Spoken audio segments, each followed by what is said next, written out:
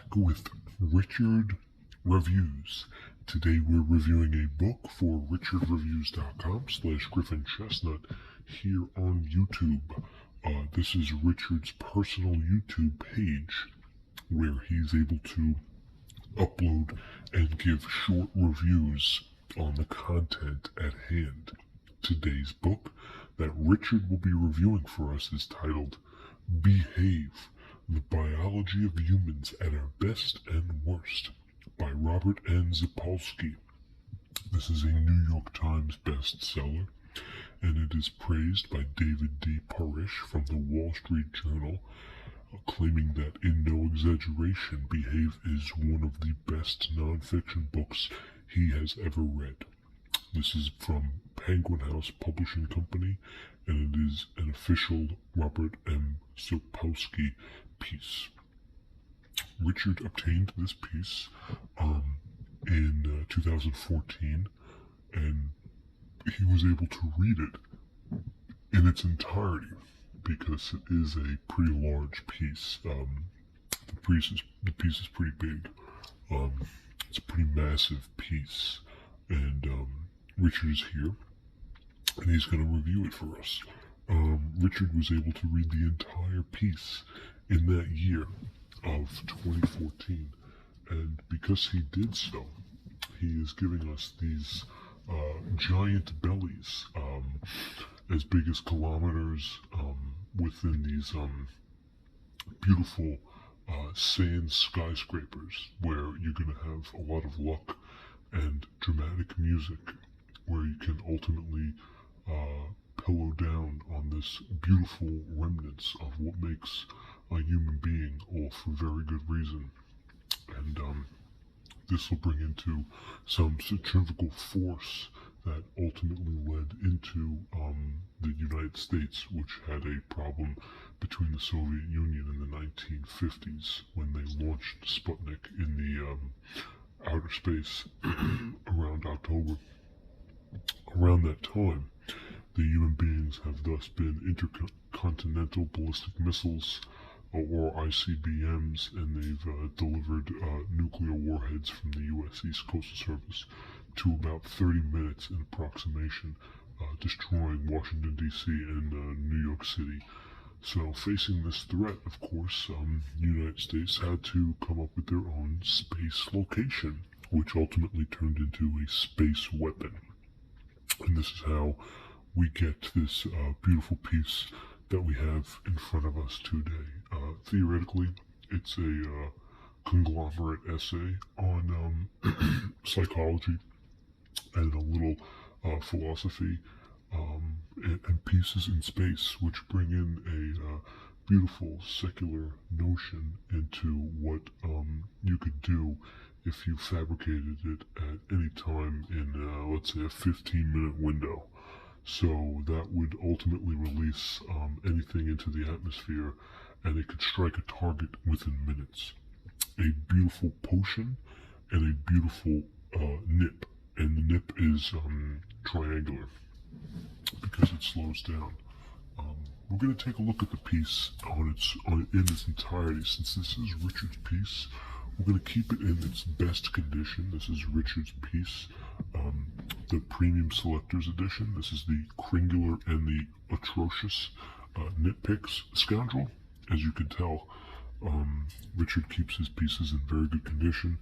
He obtained this via his private contractor in the Yukon Valley region, territory of Canada, who goes by the name of Arn Johnson, and his link is in the description down below if you want to make some requests with Mr. Johnson himself. It's one of the biggest certainties that Richard has is dealing with Mr. Arn Johnson when it comes to anything on the bestsellers market, where he ultimately agrees in finding the best conventional way to obtain the pieces that catch his eye.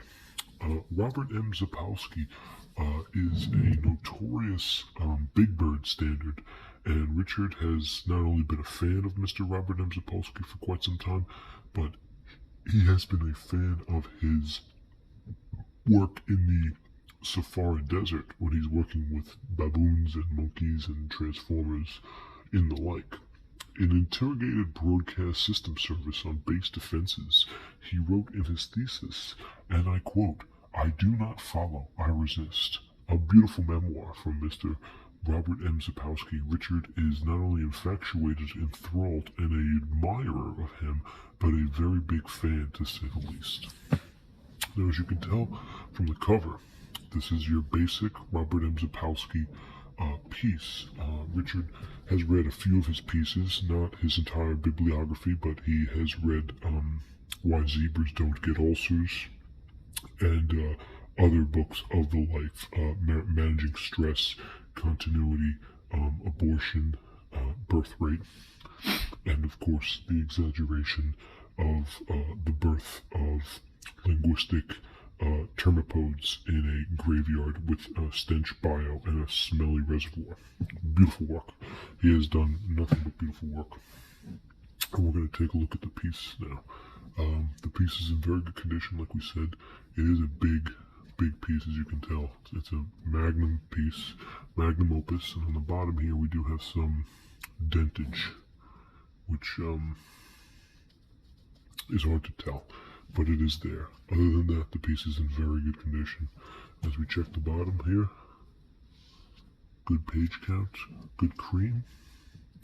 Even on this side, good cream. And the top, once again, very good cream. On this side, we have Robert M. Sapolsky, and then it says behave in the middle, and then the biology of humans at our best and worst. Beautiful, beautiful work. Okay. On the back, of course, we have our praise for said book, a short synapse and plot summary of the diabolical ingenuity of this piece, some Constantinople. We have our barcode from the cover design, and we have the price. A Penguin Book Club genred this at psychology, and the price for US is $20 and Canadian is $27.